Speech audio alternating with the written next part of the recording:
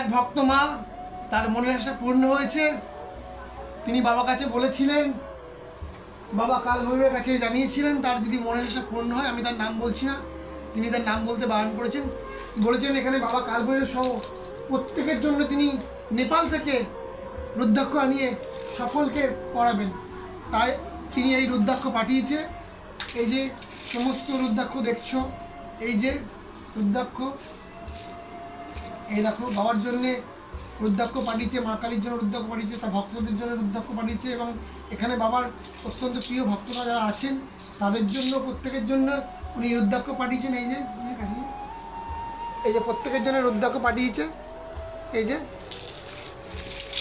তারপরে এই দেখো, দেখতে পাচ্ছ এই যে সব রুদ্রাক্ষ পাঠানো হয়েছে, উনি পাঠিয়েছেন। তিনি বাবার অত্যন্ত প্রিয় ভক্ত, দূর থেকে বাবার নাম জপ করে তিনি বাবার কাছে ফল পেয়েছেন। এই যে